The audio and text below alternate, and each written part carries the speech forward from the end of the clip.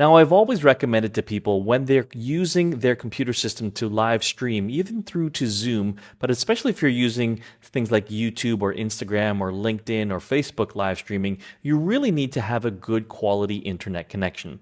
Now, some people will say, oh, I've got 1 gigabits per second upload, or 10 or 8 gigabits per second upload. You actually don't need that kind of speed for your upload speeds. In fact, a 1080p stream at 30 frames per second for Ecamm Live, you really only need about 15 megabits per second upload.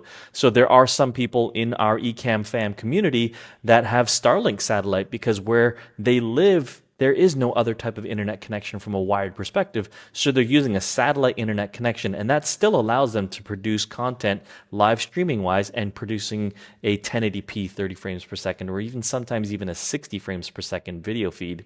Now, one of the things that you will want to look at, obviously, in terms of your connection feed to the internet, is that computer system should be connected by Ethernet. So it really should be connected through a physical hardwired connection from your Mac over to your internet router.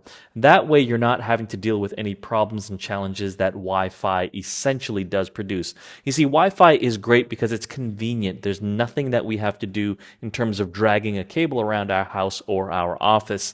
It's very convenient, and it is very fast in many ways for video watching like YouTube or Netflix, as well as browsing. However, Wi-Fi does modulate. It goes up and down, and every so often it might lose a few packets here and there, depending upon how congested that Wi-Fi antenna or that connection is. And if that's the case, when you're live streaming, you may lose some packets, and that's not what we want. So you want to make sure that you are hard connected through an Ethernet connection from your Mac to the actual router itself. Now, there is a feature called the bandwidth meter inside of Ecamm Live. So let's click on Window and let's click on Bandwidth Statistics, and let me move things around here.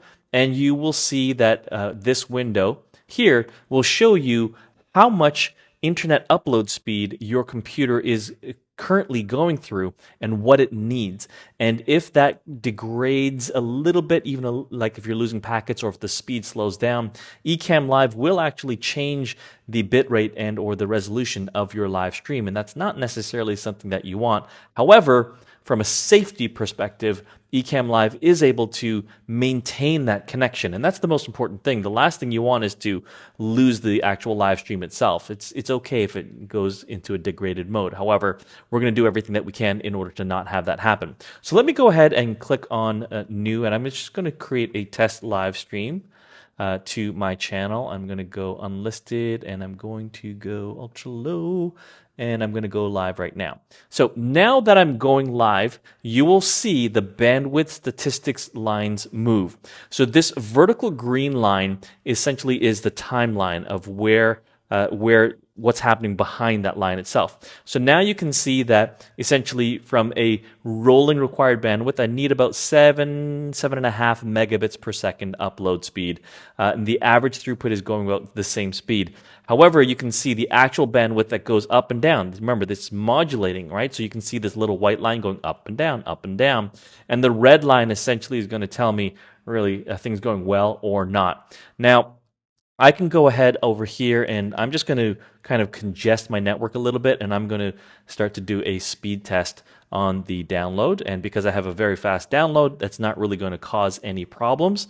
However, now I'm going to start to upload some other data on the computer, and you should now start to see this being affected on, there it is. You can see that it is now being affected a little bit, right? Not a huge amount because I have a very, very fast internet connection, but you saw that blip. If that really causes a lot of problems doing the live stream, then what's going to happen is you're going to see this to start to change. Now, I'm going to actually unplug my network. I'm going to disconnect my Wi-Fi.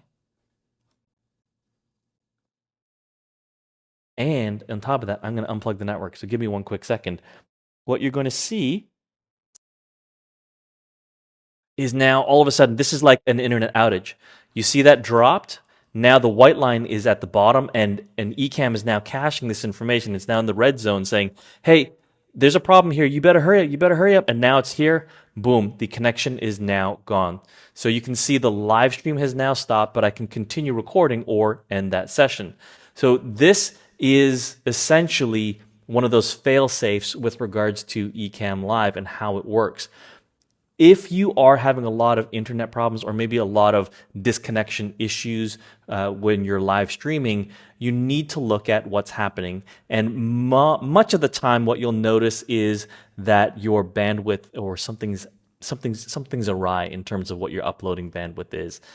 So if you notice that there is a problem happening, go ahead, go onto the window top bar menu, click on bandwidth statistics, open this window, and on your next live stream, keep an eye on this window. If you notice that it goes from green to yellow to red, that means you've actually lost a network connection, and now Ecamm Live is caching it, and hopefully it can catch up again.